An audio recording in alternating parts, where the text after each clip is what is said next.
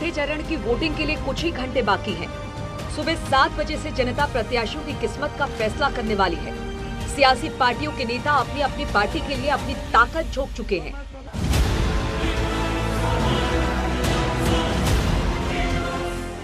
अब जनता की बारी है। छठे चरण की 57 सीटों में 16 वीआईपी सीटों का विश्लेषण करेंगे, जिसमें गोरखपुर सदर सीट से पहली बार सीएम योगी विधानसभा के लिए ताल ठोक रहे हैं। साथ ही योगी के 5 मंत्री भी इस चरण में मैदान में हैं। वहीं विपक्ष की ओर से स्वामी प्रसाद मौर्य और कांग्रेस के प्रदेश अध्यक्ष अजय कुमार लल्लू भी मैदान में हैं। छठे चरण में पूर्वांचल की आधी सीटों पर घमासान होना है। इसके लिए कुल 676 उम्मीदवार सियासी मैदान में हैं।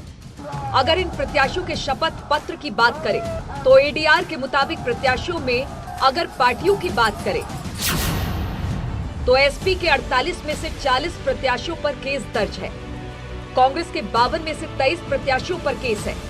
बीएसपी के 57 में से 22 प्रत्याशियों पर केस दर्ज है। वहीं बीजेपी के 52 में से 23 प्रत्याशियों पर केस दर्ज है। उत्तर प्रदेश विधानसभा के चुनाव में धनबली उम्मीदवारों का भी बोलबाला है। सभी दलों में सबसे ज्यादा प्रत्याशी जो करोड़पति हैं, छठे चरण में ताल ठोक रहे हैं, जिनमें 676 उम्मीदवारों में से 253 प्रत्याशी करोड़पति हैं,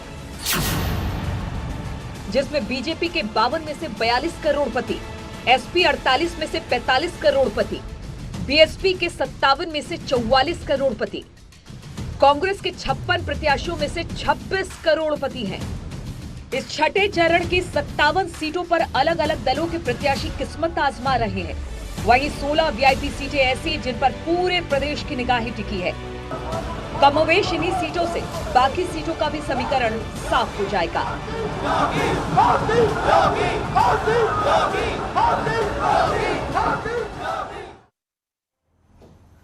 नमस्कार, मैं हूं आपके साथ मेनका चौधरी और इस बुलेटिन में बात होगी वीआईपी सीटों की, उन वीआईपी सीटों की जिन पर छठे चरण में मतदान होना है। यूपी में चुनावी घमासान के लिए आखिरी 2 फेज बचे हैं। छठे फेज के लिए मतदान में कुछ ही घंटे बाकी हैं। 3 मार्च को यूपी के 10 जिलों की 57 सीटों पर वोटिंग होगी और हम छठे फेज के वीआईपी सीटों की बात इस बुलेटिन में करने वाले हैं। एक एक सीट की समीक्षा होगी और इन सीटों पर जो पॉलिटिकल जियोग्राफी है, इतिहास क्या है, हिस्ट्री क्या है, राजनीतिक हिस्ट्री, वो बताएंगे हमारी सहयोगी मनु तेवतिया हमारे साथ मौजूद है।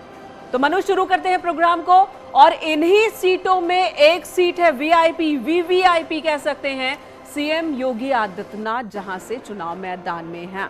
जी हां, योगी सरकार के 5 मंत्री सीएम योगी आदित्यनाथ के साथ साथ चुनाव मैदान में हैं। 16 दिग्गजों की किस्मत दांव पर है। कमोवेश इन्हीं सीटों से 7वें फेज में भी असर पड़ने वाला है। वीआईपी सीट कौन कौन से बता दें आपको। योगी आदित्यनाथ गोरखपुर सदर सीट से चुनाव मैदान में है। पहली बार विधानसभा चुनाव लड़ रहे हैं। हालांकि इससे पहले लगातार सांसद रहे हैं गोरखपुर से ही, और इस बार विधानसभा चुनाव। राज्य मंत्री यूपी के श्रीराम चौहान ये खजनी से चुनाव मैदान में है। वहीं विनय शंकर तिवारी हैं जो कि प्रत्याशी हैं। देवरिया सदर सीट से शलमणि त्रिपाठी प्रत्याशी हैं चुनाव मैदान में और इनकी किस्मत भी दांव पर है। इस बार बीजेपी ने टिकट दिया इन्हें। सूर्य प्रताप शाही जो कि मंत्री हैं यूपी सरकार में, पथरदेवा विधानसभा से ये चुनाव मैदान में हैं। जयप्रकाश निषाद राज्य मंत्री हैं यूपी सरकार में, रुद्रपुर विधानसभा से चुनाव मैदान में हैं। इनके बारे में भी जानेंगे। और अखिलेश प्रताप सिंह जो इन्हें टक्कर दे रहे हैं रुद्रपुर से, वो कांग्रेस की ओर से चुनाव मैदान में है। जयप्रताप सिंह मंत्री हैं यूपी सरकार के, इनकी भी परीक्षा होनी है, अग्नि परीक्षा। और डॉक्टर सतीश चंद्र द्विवेदी मंत्री यूपी सरकार के, इनकी भी अग्नि परीक्षा इसी फेज में होनी है। दया शंकर सिंह जो कि प्रत्याशी हैं, उनकी बात करेंगे। राम गोविंद चौधरी समाजवादी पार्टी की ओर से नेता प्रतिपक्ष, उनकी किस्मत भी इसी बार दांव पर है। और आनंद स्वरूप शुक्ला मंत्री यूपी सरकार के, उनकी क्या स्थिति है ये भी आपको बताएंगे। और अजय कुमार लल्लू जो कि प्रदेश अध्यक्ष हैं कांग्रेस के, स्वामी प्रसाद मौर्य जो बीजेपी को छोड़ के समाजवादी पार्टी में शामिल हुए, इस बार फाजिल नगर से चुनाव मैदान में। राम अचल राजभर प्रत्याशी हैं अकबरपुर विधानसभा से और ये भी वीआईपी सीट, और इनको भी टक्कर मिल रही है कड़ी। तो इन सभी सीटों पर, इन सभी 16 सीटों पर विस्तार से बात करते हैं और इन सीटों के समीकरण को समझेंगे और यहाँ के स्थिति क्या है, जमीन पर ग्राउंड जीरो पर हालात क्या है, ये बताने के लिए हमारे सहयोगी भी इन शहरों से हमारे साथ मौजूद है। गोरखपुर से राम गोपाल है हमारे साथ, देवरिया से उमाशंकर भट्ट इस वक्त हमारे साथ मौजूद हैं, सिद्धार्थनगर से हैं शरद त्रिपाठी, बलिया से राजीव सिंह, कुशीनगर से अशोक शुक्ला है, अंबेडकर नगर से केबी शुक्ला है। आप सभी इस वक्त हमारे साथ मौजूद है। हमारे सहयोगियों को इस वक्त आप टीवी स्क्रीन पर देख रहे हैं, एक एक जगह का हाल ये बताएंगे और हमारे साथ इन सीटों का सियासी समीकरण समझाने के लिए वरिष्ठ पत्रकार मनोज रघुवंशी जी भी जुड़ेंगे, उनके पास भी चलेंगे, इतिहास वर्तमान क्या है उनसे समझने की हम कोशिश करेंगे।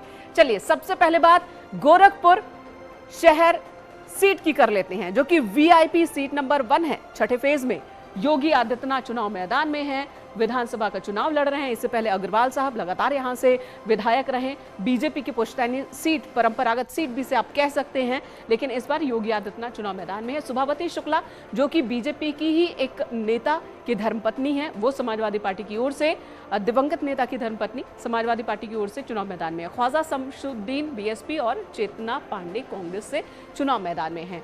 और क्या है गोरखपुर सदर सीट वीआईपी क्यों है ये आपको बता दें। हालांकि ये बताने वाली बात है नहीं, क्योंकि सीएम योगी आदित्यनाथ खुद ही, उत्तर प्रदेश के मुख्यमंत्री खुद ही विधानसभा का चुनाव इस सीट से लड़ रहे हैं, तो जाहिर सी बात है ये सीट क्यों वीवीआईपी सीट है वो आप समझ सकते हैं। मनु का रुख करेंगे समझने के लिए कि इस सीट का जो पॉलिटिकल हिस्ट्री है वो क्या है। मनु। शुक्रिया मेनका। तो अपने दर्शकों को अब बताते हैं कि गोरखपुर की पॉलिटिकल हिस्ट्री क्या कहती है, 2012 का रिजल्ट जो है, नतीजा क्या कहता है यहां का, वो हम सबसे पहले अपने दर्शकों को बताते हैं। देखिए गोरखपुर में है 9 विधानसभा सीटें। 2012 में कुछ स्थिति ऐसी थी कि 4 बीएसपी के पास थी सीटें, 3 बीजेपी के पास और 1 समाजवादी पार्टी के पास और 1 अन्य के खाते में गई थी। और सबसे ज्यादा वोट शेयर जो रहा वो 44%, 6.1% रहा बीएसपी का। लेकिन 2017 में यहां पर स्थिति बदली है। 2017 में स्थिति क्या बदली है ये देखिए, 9 सीटें हैं और बीजेपी ने 8 सीटों पर कब्जा किया। कि सोचिए 2012 से 2017 में एक बड़ा उलटफेर बीजेपी ने यहां पर किया। वोट शेयर है 39.77% वोट शेयर के साथ बीजेपी ने यहां पे कब्जा किया। हालांकि क्लीन स्वीप करने में कामयाब नहीं हो पाई। एक सीट पर बीएसपी, चिल्लूपारा जो सीट है उस पर बीएसपी ने कब्जा किया, लेकिन बहुत बेहतरीन परफॉर्मेंस रहा 2017 में और अब इसी परफॉर्मेंस को रिपीट करने की चुनौती बीजेपी के सामने में इनका। बिल्कुल, और यही बड़ी चुनौती बीजेपी के सामने है इस वक्त। लेकिन गोरखपुर सदर सीट की बात करें, गोरखपुर शहर सीट की बात करें, तो यहां पर वैसी चुनौती नहीं दिखती। पूरे गोरखपुर को लेकर कह सकते हैं कि 2017 में हवा मोदी लहर की थी और उसमें बहुत बड़ी विक्ट्री बीजेपी ने पूरे प्रदेश में हासिल की थी। गोरखपुर शहर की बात कर लेते हैं। राम गोपाल द्विवेदी इस वक्त हमारे साथ मौजूद, हमारे सहयोगी। राम गोपाल, जो स्थानीय मुद्दे हैं, यहां से सांसद रहे सीएम योगी आदित्यनाथ, लंबे वक्त से सांसद रहे, अब विधानसभा चुनाव भी लड़ रहे हैं, जो स्थानीय मुद्दे हैं वो हावी होंगे या बस मुख्यमंत्री का नाम होगा?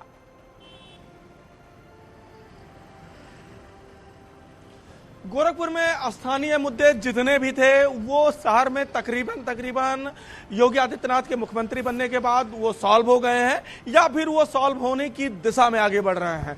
जैसे यहाँ पे अब जो सबसे बड़ी समस्या मौजूदा समय में है वो जाम की समस्या जरूर है, लेकिन जाम की समस्या जब महानगर कोई विकास करता है, कोई शहर तेजी से विकास करता है तो ये आम बात हो गई है।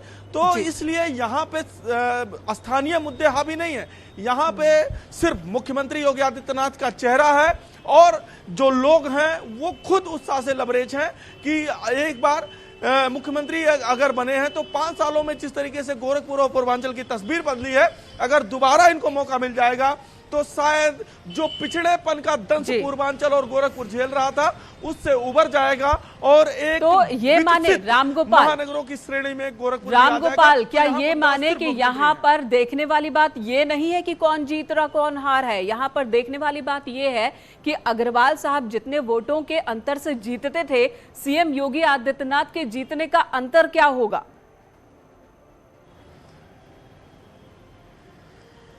बिल्कुल, और जो भारतीय जनता पार्टी ने अपनी ताकत झोंकी यहाँ पे वो इसीलिए झोंकी है कि 60-70 हजार वोटों से नहीं, उनकी ये मार्जिन है कि कम से कम 1.5 से पौने 2 लाख वोट से विधानसभा चुनाव जीता जाए और ये एक तरीके से ये इतिहास बनाया जाए कि सबसे अधिक वोट से जीतने वाला कोई प्रत्याशी है तो योगी आदित्यनाथ है पूरे प्रदेश में। और ये इतिहास बनाने की कवायद भारतीय जनता पार्टी की तरफ से चल रही है। हालांकि समाजवादी पार्टी ने डेंट देने की कोशिश जरूर की कि भारतीय जनता पार्टी के जो कद्दावर नेता रहे उपेंद्र शुक्ला, उनकी पत्नी को अपनी पार्टी में लाया और चुनाव लड़ा दिया, लेकिन जिस तरीके का प्रभाव छोड़ना था शायद वो छोड़ने में विफल रही। और दूसरा एक और हाई प्रोफाइल नाम है चंद्रशेखर रावण का। चंद्रशेखर भी बहुत, जब चुनाव घोषित होता है तो बहुत जोर शोर से गोरखपुर आते हैं, लेकिन वो भी अपना प्रभाव छोड़ने में अभी तक नाकाम से दिख रहे हैं। बिल्कुल, और वाकई ये तो सूर्य के सामने दीपक दिखाने वाली स्थिति जैसी दिखती है। हालांकि राजनीति में कुछ भी असंभव नहीं है, सब कुछ मुमकिन है, लेकिन कुछ गणित ऐसे होते हैं जिसका हल हमें पता होता है। आप बने रहे हमारे साथ। अगली सीट का रुख कर लेते हैं, वीआईपी सीट नंबर 2 की बात कर लेते हैं, और ये है खजनी, जो कि सुरक्षित विधानसभा सीट है। श्री राम चौहान 3 बार विधायक और मंत्री यूपी सरकार में, वो चुनाव मैदान में है। रूपावती बेलदार समाजवादी पार्टी की ओर से, विद्यासागर बीएसपी और रजनी कांग्रेस की ओर से चुनाव मैदान में है। और क्यों है ये वीआईपी सीट, ये भी आपको बता दें। दरअसल वीआईपी यूं है कि ये मंत्री है यूपी सरकार में। श्री राम चौहान 3 बार विधायक रहे लगातार, और एक बार फिर से भारतीय जनता पार्टी ने इन पर भरोसा जताया है और चुनाव मैदान में उतारा है। वीआईपी सीट नंबर 3 की तरफ बढ़ लेते हैं, और ये है चिल्लू पार, जो कि बीएसपी ने पिछली बार कब्जा जमाया था इस पर। इस बार राजेश त्रिपाठी चुनाव मैदान में बीजेपी की ओर से, विनय शंकर तिवारी समाजवादी पार्टी की ओर से, राजेंद्र सिंह बीएसपी की ओर से, और सोनिया शुक्ला कांग्रेस की ओर से चुनाव मैदान में डटी हुई है। ये सीट क्यों है वीआईपी, ये भी आपको बता दें। विनय शंकर तिवारी जो प्रत्याशी हैं, समाजवादी पार्टी बीएसपी से एमएलए हैं, और अब इस बार समाजवादी पार्टी में शामिल हो गए हैं, यानी कि विधायक है बीएसपी के, लेकिन इस बार समाजवादी पार्टी की ओर से चुनाव मैदान में। हरिशंकर तिवारी के बेटे हैं, और इन पर सबकी निगाहें टिकी हुई हैं, और उम्मीद समाजवादी पार्टी को है इसी सीट से, क्योंकि ये बीएसपी ने पिछली बार जीता था। गोरखपुर का रुख कर लेते हैं, रामगोपाल का रुख कर लेते हैं, हमारे साथ मौजूद है रामगोपाल। जल्दी में इन दोनों सीट की भी बात कर लीजिए। बिल्कुल, अगर हम खजनी की बात करें तो खजनी सिर्फ इसलिए वीआईपी हो जाती है कि जो मौजूदा विधायक थे उनका टिकट काटकर और भाजपा के कद्दावर नेता श्री राम चौहान को यहां से लड़ाया गया। श्री राम चौहान इससे पहले संत कबीर नगर जिले की धनघटा सीट से विधायक थे, और वहां से विधायक चुने जाने के बाद वो मंत्री भी बने। श्री राम चौहान की एक प्रोफाइल और भी है कि वो जब अटल बिहारी वाजपेयी की सरकार थी केंद्र में, तो उनकी सरकार में भी वो केंद्रीय राज्य मंत्री हुआ करते थे, तो यानी कि उनका कद अपने आप में बहुत बड़ा है। और मौजूदा विधायक जो संत प्रसाद हैं वो बेलदार से आते थे, और ये भी बेलदार जात से आते हैं, तो इसलिए बेलदार को रिप्लेस करते हुए दूसरे एक कद्दावर बेलदार को वहां पे कर दिया गया, जिससे जो खजनी में आपसी गुटबाजी थी वो खत्म करने की कोशिश पार्टी ने वहां की। चिल्लू पार को लेकर क्या कहेंगे आप? बीएसपी ने एकमात्र ये सीट पिछली बार अपने कब्जे में ली थी, और इस बार उनके एमएलए समाजवादी पार्टी की ओर से हैं।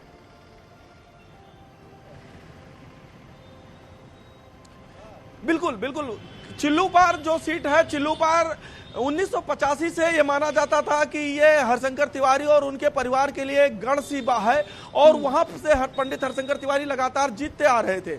लेकिन 2007 के चुनाव में एक छोटा सा आदमी, एक पत्रकार थे, और वो चुनाव लड़ते हैं कुछ स्थानीय मुद्दों से लेकर, और हरशंकर तिवारी को 2007 में वो हरा देते हैं, जिसका उन्हें इनाम भी मिलता है, और मायावती पहली बार जीते हुए विधायक को मंत्री तक बना देती हैं। और 2007 ही नहीं, 2012 में भी राजेश त्रिपाठी उनको चुनावी मात दे देते हैं। इसके बाद जब 2017 का चुनाव आता और है, इस बार तो रामगोपाल कहा जा रहा है कि बीजेपी के सामने बड़ी चुनौती ये है कि एंटी इनकम्बेंसी से भी लड़ना है। हालांकि गोरखपुर का कहा जाता है, यहाँ पर तो सीएम योगी आदित्यनाथ ही हर तरफ इस वक्त छाए हुए नजर आ रहे हैं। मनोज रघुवंशी जी इस वक्त हमारे साथ मौजूद हैं, वरिष्ठ पत्रकार। मनोज जी, गोरखपुर की बात कर ले, पिछली बार एक सीट छोड़ दे तो गोरखपुर के सभी सीटों पर बीजेपी का कब्जा हुआ था। इस बार हालात कैसे नजर आ रहे हैं आपको?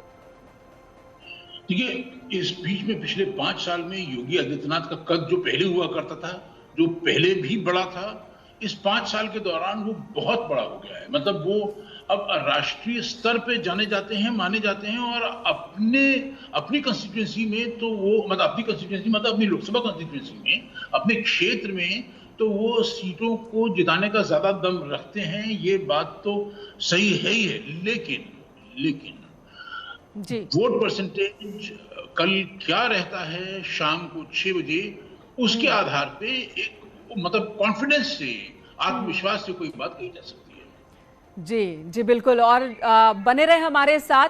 अब बात कर लेते हैं देवरिया सदर सीट की, जो कि अगला वीआईपी सीट नंबर 4 है हमारा। देवरिया सदर सीट वीआईपी सीट नंबर 4, और यहां से बीजेपी ने शलभ मणि त्रिपाठी को चुनाव मैदान में उतारा है, जो पत्रकार रहे, सीएम के सलाहकार हैं और अब इस बार चुनाव मैदान में है। अजय प्रताप सिंह समाजवादी पार्टी की ओर से, रामशरण सिंह बीएसपी की ओर से, पुरुषोत्तम सिंह कांग्रेस की ओर से चुनाव मैदान में है। ये देवरिया सदर सीट की स्थिति है।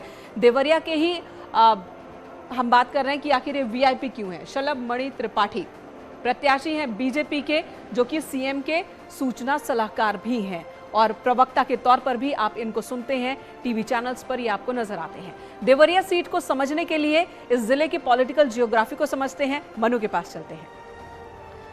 जी मेनका, तो अब अपने दर्शकों को हम बताते हैं 2012 में देवरिया में क्या स्थिति रही थी और 2012 का रिजल्ट क्या कहता है। 2012 का रिजल्ट ये कहता है कि 7 विधानसभा सीटें हैं देवरिया में, 5 पर समाजवादी पार्टी का कब्जा रहा। 2012 में बीजेपी के खाते में सिर्फ 1 सीट आई और वोट शेयर की बात करें तो 30.34% वोट शेयर रहा समाजवादी पार्टी का, तो जबकि बीजेपी का 18.75% रहा। एक कांग्रेस के खाते में यहां पर देवरिया में जरूर गई, लेकिन 2017 में स्थिति यहां पर बदली है। 2017 की स्थिति यह बताती है कि देखिए बड़ा उलटफेर यहां पर भी हुआ है। बीजेपी ने 6 सीटों पर यहां पर कब्जा जमाया और वोट शेयर आप देखिए कि 18 से 41.52% पहुंच गया 2017 में।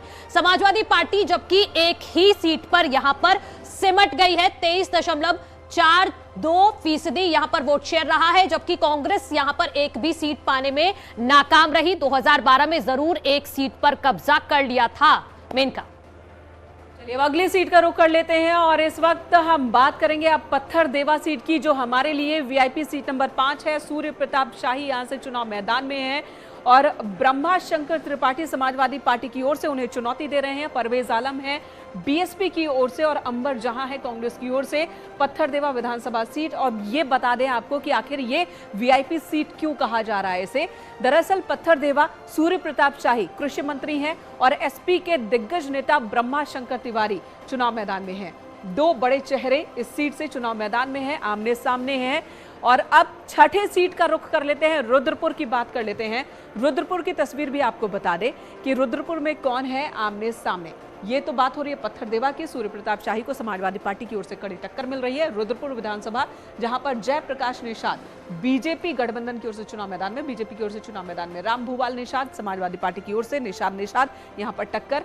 सुरेश तिवारी बीएसपी की ओर से और अखिलेश प्रताप सिंह जो कि कांग्रेस के सीनियर लीडर हैं, प्रवक्ता हैं, वो भी चुनाव मैदान में इसी विधानसभा सीट से हैं।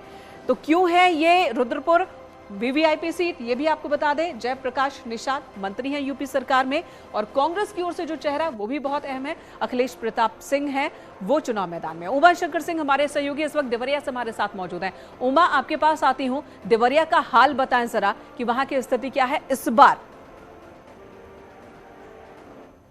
देखिए, पूर्वांचल का देवरिया जिला उत्तर प्रदेश की राजनीति में अहम योगदान रखता है। अगर हम देवरिया सीट की बात करें तो ये भारतीय जनता पार्टी की परंपरागत सीट रही है और यहाँ पे बीजेपी ने जो निवर्तमान जो विधायक हैं डॉक्टर सत्यमणि त्रिपाठी, उनका टिकट काट के जाने माने पत्रकार शलभ मणि त्रिपाठी को दिया है। शलभ मणि त्रिपाठी को हम सब जानते हैं कि वो मुख्यमंत्री के सूचना सलाहकार भी हैं, लेकिन इस बार जो देखा जा रहा है यहाँ पे, चूंकि जो देवरिया सदर विधानसभा सीट है ये भारतीय जनता पार्टी के यहाँ सबसे ज्यादा वोटर हैं और ये ब्राह्मण बहुल इलाका कहा जा सकता है, लेकिन उनको चित करने के लिए जो समाजवादी पार्टी ने जिस व्यक्ति को अजय प्रताप सिंह को यहाँ से मैदान में उतारा है, वह भी बागी होकर चुनाव लड़ रहे हैं समाजवादी पार्टी से, क्योंकि इनके पिता स्वर्गीय जन्मेजय सिंह जी जो है वो भारतीय जनता पार्टी से देवरिया सदर विधानसभा सीट से विधायक रहे हैं।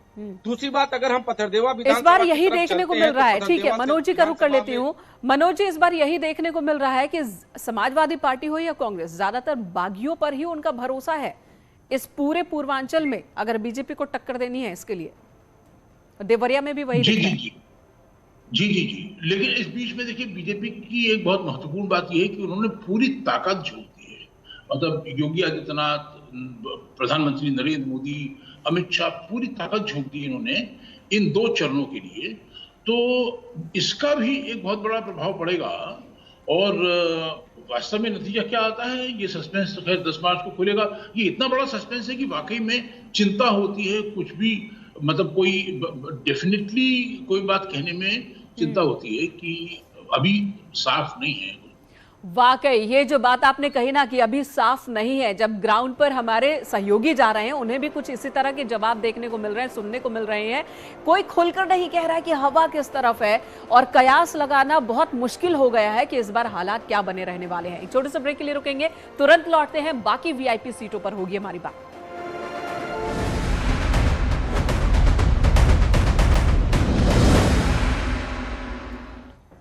ब्रेक के बाद स्वागत आपका एक बार फिर से हमारे बहुत ही खास प्रोग्राम में, जिसमें हम बात करें छठे चरण के वीआईपी सीटों की। 7वें नंबर के वीआईपी सीट की बात कर ले, और ये सीट है बांसी। बांसी में कौन है चुनाव मैदान में? जय प्रताप सिंह है बीजेपी की ओर से, नवीन उर्फ मोनू दुबे है समाजवादी पार्टी की ओर से, तो वहीं बीएसपी ने उतारा है किरण शुक्ला को उतारा है कांग्रेस ने, और यहाँ राधे श्याम पांडे है बीएसपी की ओर से चुनाव मैदान में। तो ये क्यों है वीआईपी सीट? बांसी क्यों है वीआईपी सीट? जय प्रताप सिंह मंत्री हैं यूपी सरकार में और लगातार एक्टिव रहे हैं, इनको देखा है आपने, स्वास्थ्य के मसले पर भी लगातार एक्टिव रहे हैं, और इसलिए अगली सीट का रुख कर लेते हैं, इटवा की बात कर लेते हैं, और ये भी सिद्धार्थनगर की ही इटवा विधानसभा सीट, जहां पर डॉक्टर सतीश चंद्र द्विवेदी बीजेपी की ओर से चुनाव मैदान में, माता प्रसाद पांडे समाजवादी पार्टी ने चुनाव मैदान में तो उतारा है, बड़े नाम है ये। तो वहीं पर बीएसपी ने चुनाव मैदान में उतारा है यहाँ पर ईश्वर सिंह शंकर को। क्यों है ये VIP seat? Doctor Satish Chandra Dwivedi जो कि मंत्री है यूपी सरकार के, माता प्रसाद पांडे, हरिशंकर सिंह, माफ कीजिएगा, डॉक्टर सतीश चंद्र द्विवेदी यूपी सरकार में मंत्री, और इस वजह से ये वीआईपी सीट है। इन दोनों ही सीटों का यानी कि सिद्धार्थनगर जिले को लेकर के क्या है पॉलिटिकल हिस्ट्री, वो जान लेते हैं हमारे सहयोगी मनु से। जी बिल्कुल मेनका, तो अपने दर्शकों को हम बताते हैं कि 2012 में दरअसल सिद्धार्थनगर में क्या स्थिति रही थी। 2012 में स्थिति ये कहती है कि यहाँ पर 5 विधानसभा सीटें हैं और 5 में से 3 पर समाजवादी पार्टी का कब्जा रहा। 2012 में 30.85 वोट शेयर के साथ बीजेपी के पास 1, तो अन्य के खाते में 1 यहाँ पर गई है। बीजेपी के वोट शेयर की बात करें तो 17.26% 2012 में रहा था। 2017 का रिजल्ट ये कहता है कि यहाँ पर बड़ा उलटफेर क्या दिख रहा है कि समाजवादी पार्टी के पास जहां स्थिति अच्छी थी 2012 में, और 2017 में आके स्थिति यह हो गई कि समाजवादी पार्टी को एक भी सीट नहीं मिली। बीजेपी के खाते में 4 सीटें गई हैं 32.86% वोट शेयर के साथ, अन्य के खाते में यहां पर 1 गई 14.62% के साथ, और समाजवादी पार्टी का वोट शेयर आप देखें तो 27.89% जरूर रहा, लेकिन एक भी सीट नहीं मिली। 2012 और 2017 में यहां पर बड़ा उलटफेर देखने को हमें मिला, और मेरे सहयोगी मेरे साथ जुड़ गए हैं शरद त्रिपाठी। शरद, आज बताइए 2012 और 2017 के जो आंकड़े हैं वो तो एक बड़ा उलटफेर यहां पर दिखा रहे हैं। 2022 में क्या स्थिति रहेगी? जी, निश्चित रूप से सिद्धार्थनगर जिले की 2 सबसे महत्वपूर्ण सीट है, जिसमें से एक इटवा और एक बांसी है। इटवा में बेसिक शिक्षा मंत्री डॉक्टर सतीश द्विवेदी के सामने 6 बार के विधायक और पूर्व विधानसभा अध्यक्ष माता प्रसाद पांडे हैं। वहीं चुनावी समीकरण उस समय बदल जाता है जब भाजपा के पुराने नेता हरिशंकर सिंह बहुजन समाजवादी पार्टी का दामन थाम लेते हैं। वहीं कांग्रेसी प्रत्याशी हरिशंकर सिंह जो पहले बहुजन समाजवादी पार्टी के नेता हुआ करते थे, इस समय देखने वाली बात यह है कि ये चारों लोग आपस में एक दूसरे का वोट काट रहे हैं, और निश्चित रूप से ये सबसे महत्वपूर्ण सीट हो जाती है। दूसरी तरफ हमारे साथ मौजूद है, वीआईपी सीट है जहाँ पे शरद मनोज रघुवंशी जी भी हमारे साथ मौजूद हैं। मनोज जी का रुख करेंगे। मनोज जी, बड़ा उलटफेर 2012 और 17 में जरूर हुआ, लेकिन इस बार की स्थिति है कि यहाँ पर मल्टी कॉर्नर फाइट देखने को मिल रहा है। जो सहयोगी पहले बीजेपी के साथ थे अब वो समाजवादी पार्टी के साथ हैं, जो समाजवादी पार्टी के साथ थे नेता वो अब बीएसपी के साथ हैं। मनोज जी, आवाज मिल रही है आपको? चलिए अगली सीट का रुख कर लेते हैं, बात बलिया की कर लेते हैं। जी हां, बलिया की बात कर लेते हैं, और बलिया का क्या हाल है, कौन कौन है चुनाव मैदान में, ये भी आपको दिखा दे। दयाशंकर सिंह बीजेपी की ओर से चुनाव मैदान में है। पिछली बार स्वाति सिंह, इनकी धर्मपत्नी जो कि विधायक थी, मंत्री भी रही, इस बार दयाशंकर सिंह को यहां से टिकट मिली है। नारद राय समाजवादी पार्टी की ओर से चुनाव मैदान में है और उन्हें टक्कर दे रहे हैं ओम प्रकाश तिवारी कांग्रेस की ओर से, और बीएसपी ने भी उतारा है एक मजबूत कैंडिडेट को। पॉलिटिकल जियोग्राफी क्या है यहाँ का, ये जानने के लिए अपनी सहयोगी मनु का रुख करते हैं। जी मेनका, तो हम बलिया की स्थिति बता देते हैं अपने दर्शकों को कि यहां पर 2012 में क्या स्थिति रही थी बलिया में। 2012 में स्थिति यहां पर यह रही थी कि 7 विधानसभा सीटें हैं बलिया में, जिसपे समाजवादी पार्टी के पास 5 सीटें रही 29.35 वोट शेयर के साथ।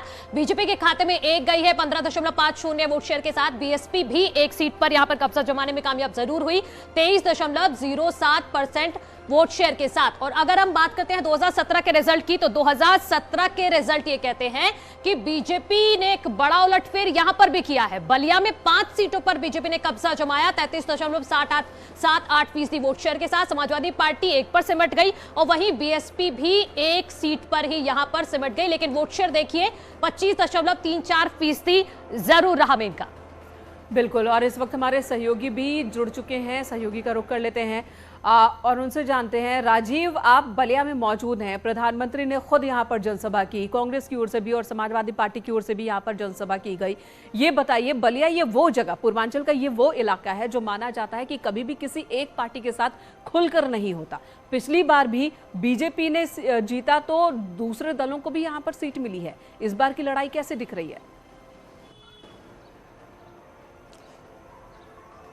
देखिए, बलिया जिले को बागी बलिया के रूप में जाना जाता है। ये मंगल पांडे की धरती है और यहाँ पर ये कहा जाता है कि बलिया के लोग जिस पार्टी का समर्थन करते हैं उसी की ही प्रदेश में सरकार बनती है। चाहे 2012 की बात की जाए या फिर 2017 की बात की जाए या फिर एक बार फिर, क्योंकि अगर देखा जाए तो 2012 में जब पूर्ण बहुमत के साथ अखिलेश यादव की सरकार आई तो बलिया से 5 सीटों पर 7 में से समाजवादी पार्टी को सीट मिली थी। और बसपा की बात करें उससे पहले तो बहुजन समाजवादी पार्टी ने भी 5 सीटें हासिल की थी, लेकिन उसके बाद जब योगी सरकार बनी तो बीजेपी को भी 5 सीटें मिली, जिनमें से जो 2 सीटें थी एक सपा को मिली, राम गोविंद चौधरी जो बासडी से विधायक है, नेता प्रतिपक्ष हैं समाजवादी पार्टी के, और जो दूसरी सीट थी वो रसड़ा, वहां से बसपा के विधानमंडल दल नेता उमाशंकर सिंह निर्वाचित हुए। लेकिन इस बार जो लड़ाई है वो बेहद कांटे की है, क्योंकि जो जातीय समीकरण है, जो यहाँ के मुद्दे हैं, वो तो उनमें कोई खास बदलाव नहीं है। लेकिन बिल्कुल राजीव, आपने बांसडी का भी जिक्र किया तो बांसडी की भी तस्वीर देख लेते हैं कि वहां पर कौन कौन है चुनाव मैदान में।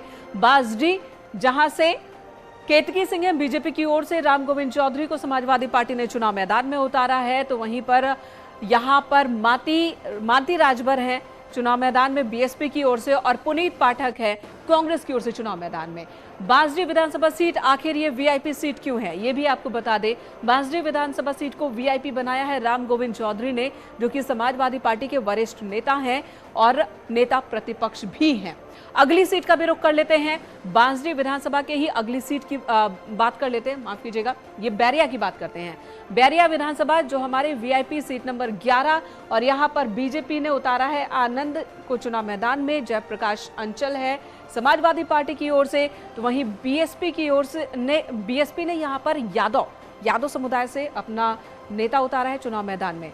कांग्रेस ने भी टक्कर देने की कोशिश की है, आनंद स्वरूप शुक्ला जो कि मंत्री है यूपी सरकार में, उन्हें चुनाव मैदान में उतारा है। पिछली बार अच्छी जीत इन्होंने हासिल की थी, इस बार क्या रहने वाला है हाल, ये बताएंगे आपको। वीआईपी सीट बैरिया विधानसभा, सुरेंद्र सिंह निर्दलीय। सुरेंद्र सिंह, इनके जो बातें होती हैं, इनके जो बयान होते हैं वो सुर्खियां जरूर बटोरते हैं, और लेकिन वे इस बार निर्दलीय चुनाव मैदान में है टिकट न मिलने की वजह से। राजीव हमारे साथ बने हुए हैं। राजीव, आपसे जानना चाहेंगे इनके बारे में भी, सुरेंद्र सिंह के बारे में भी, निर्दलीय चुनाव मैदान में, और इन दोनों सीट पर जल्द बताइएगा। देखिए, जो सबसे ज़्यादा दिलचस्प लड़ाई है वो बलिया की बैरिया विधानसभा सीट पर है, क्योंकि जो सुरेंद्र सिंह बीजेपी के मौजूदा विधायक हैं वो अपने विवादित बयानों के लिए भी मशहूर हैं और समय समय पर वो इस तरह के बयान देते रहे हैं, लेकिन उनकी मजबूत पकड़ मानी जाती है और यही कारण है कि वो लगातार वहाँ से जीतते रहे हैं। इस बार उनके खिलाफ बीजेपी ने आनंद स्वरूप शुक्ला जो योगी सरकार में मंत्री भी रहे हैं, अब तक वो बलिया नगर से विधायक थे, उनको बैरिया शिफ्ट किया है। तो ऐसे में ये देखने को मिल रहा है कि सुरेंद्र सिंह जो कि बगावत करने के बाद वीआईपी पार्टी से चुनाव लड़ रहे हैं, तो ऐसे में माना जा रहा है कि इस बार बीजेपी को बैरिया सीट पर एक कड़ी टक्कर मिल सकती है। और जो लोग हैं वहां पर, ऐसे में क्योंकि आनंद स्वरूप शुक्ला की भी काफी पॉपुलरिटी है और बहुत ही दिलचस्प लड़ाई हो रही है, खासकर बागियों ने इसे और ज्यादा दिलचस्प बना दिया है। मनोज रघुवंशी जी हमारे साथ मौजूद है। मनोज जी, बलिया को लेकर भी थोड़ा कमेंट कीजिएगा, बागी बलिया।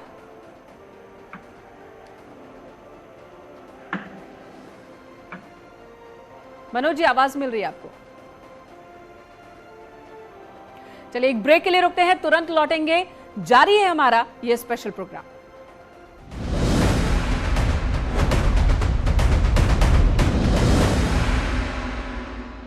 पुलिस चौकी के सामने हुड़दंगियों ने किया बवाल। पुलिस चौकी के सामने डांस करते वीडियो वायरल। प्रयागराज में शहर में उतरी से सपा प्रत्याशी संदीप यादव के खिलाफ केस दर्ज। आचार संहिता के उल्लंघन और मतदान की गोपनीयता भंग कर।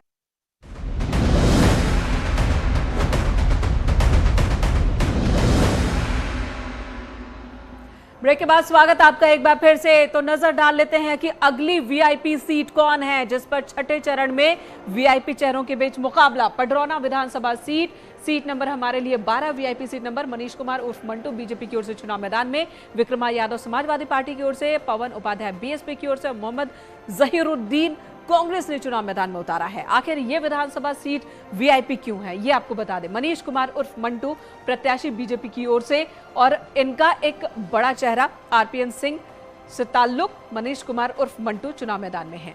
अगली विधानसभा सीट की बात कर लेते हैं। वीआईपी सीट नंबर 13 की बात करते हैं।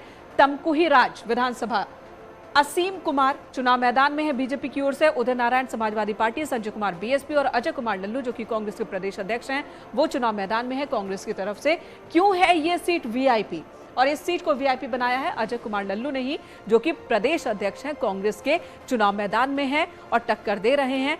फाजिल नगर की बात कर ले जो इसी जिले की वीआईपी सीट नंबर 3 और हमारे लिए VIP seat number 14, Surendra Kumar Singh BJP की ओर से चुनाव मैदान में है। स्वामी प्रसाद मौर्य समाजवादी पार्टी की ओर से, पिछली बार ये बीजेपी की ओर से चुनाव मैदान में थे, जीते भी, और इस बार देखिए समाजवादी पार्टी की ओर से। इलियास अंसारी बीएसपी की ओर से चुनाव मैदान में है, सुनील सिंह कांग्रेस की ओर से चुनाव मैदान में है। और ये सीट क्यों है वीआईपी सीट, इसकी भी बात कर लेते हैं। ये सीट वीआईपी हुई है स्वामी प्रसाद मौर्य की वजह से ही, प्रत्याशी समाजवादी पार्टी की ओर से। और इस पूरे जिले के बारे में, इसके पॉलिटिकल हिस्ट्री को जानने के लिए चलते हैं, मनु का रुख कर लेते हैं। बिल्कुल मेनका, अब अपने दर्शकों को बताते हैं कि 2017 में दरअसल कुशीनगर में क्या स्थिति रही थी। 2012 में यहां पर स्थिति रही कि 7 विधानसभा सीटें हैं, समाजवादी पार्टी के पास 3 रही हैं और कांग्रेस के पास 2 सीट और बीजेपी के पास 1 सीट 2012 में रही। लेकिन 2017 में यहां पर स्थितियां बदली और 2017 में स्थितियां ये बदली कि बीजेपी ने यहां पर 5 सीटों पर अपना कब्जा जमाया 36.21% वोट शेयर के साथ। कांग्रेस के पास यहां पर 1 सीट गई, अन्य के खाते में 1 गई। लेकिन मेनका समझने वाली बात यह है कि समाजवादी पार्टी को 2017 में 1 भी सीट यहां पर नहीं मिली। जी, तो समाजवादी पार्टी को 2017 में 1 भी सीट नहीं मिली है, लेकिन इस बार स्वामी प्रसाद मौर्य फाजिल नगर से चुनाव मैदान में है और दावे ये हैं कि जो वोट बैंक वो लेकर गए थे बीजेपी में 2017 में, वही वोट बैंक इस बार वो 2022 में समाजवादी पार्टी के साथ लेकर आए हैं। अशोक शुक्ला हमारे सहयोगी इस वक्त हमारे साथ मौजूद हैं। अशोक, बताएं जरा इस जिले का हाल।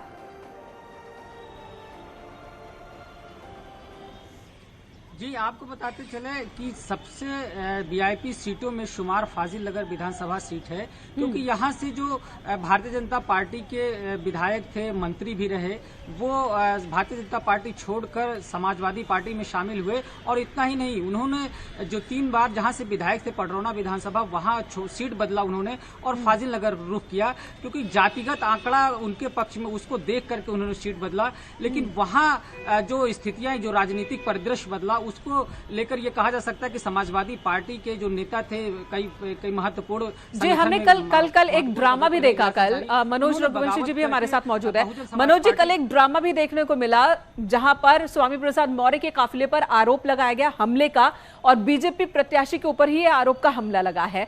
लेकिन एक तबका ऐसा भी है जो कह रहा है कि अगर स्वामी प्रसाद मौर्य इतने ही ताकतवर होते तो पिछले चुनाव में उनका बेटा 2019 में हारता नहीं, वो भी मोदी लहर होने के बावजूद। और दूसरी बात कि उन्हें अपनी सीट बदलनी न पड़ती।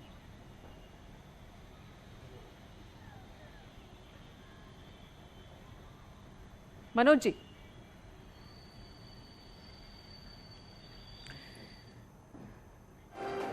चलिए यहां पर रुकेंगे एक ब्रेक के लिए। मनोज जी के पास आवाज पहुंच नहीं रही, कुछ और वीआईपी सीट जो बाकी हैं उन पर बात होगी ब्रेक के बाद।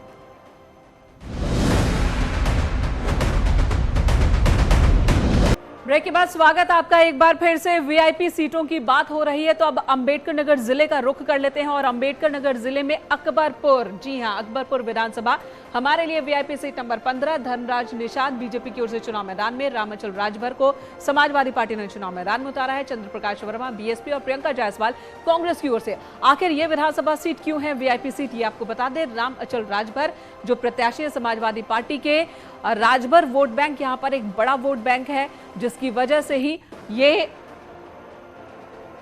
माना जा रहा है कि बहुत ही यहां पर खेल कर सकते हैं।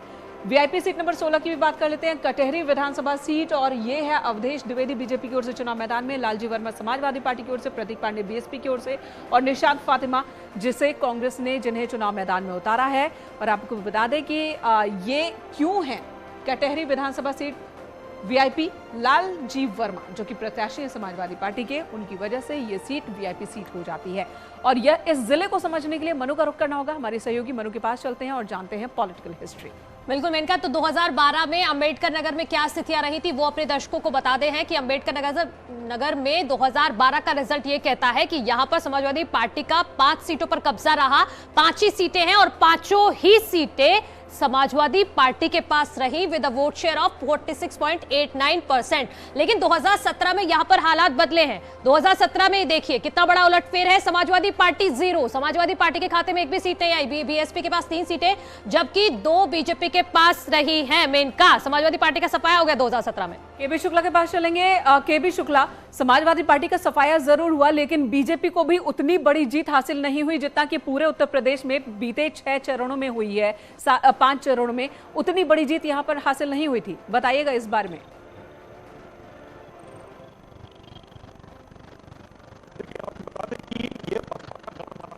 जब ये दोनों पार्टी छोड़ कर आए तो समाजवादी पार्टी से अकबरपुर से प्रत्याशी बने और कटेहरी सीट से लालजी वर्मा दोनों ही मंत्री रहे हैं बसपा शासनकाल में। अब ये सपा के टिकट पर दोनों लड़ रहे हैं।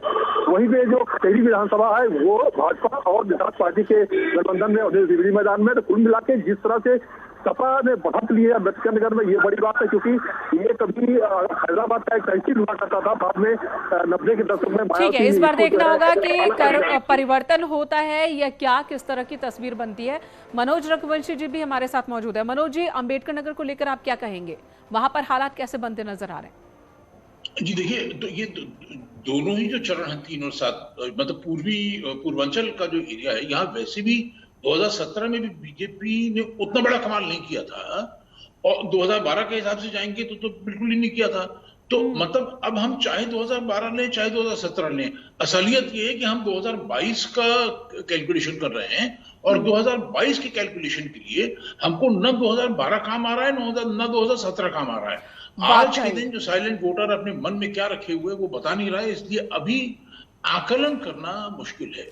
और वैसे भी कहते हैं कि उत्तर प्रदेश की जनता सरकार रिपीट नहीं करती है, तो इस बार पहले एसपी बीएसपी 2 ऑप्शन होते थे, अब बीजेपी भी एक ऑप्शन है, बीजेपी रिपीट करती है।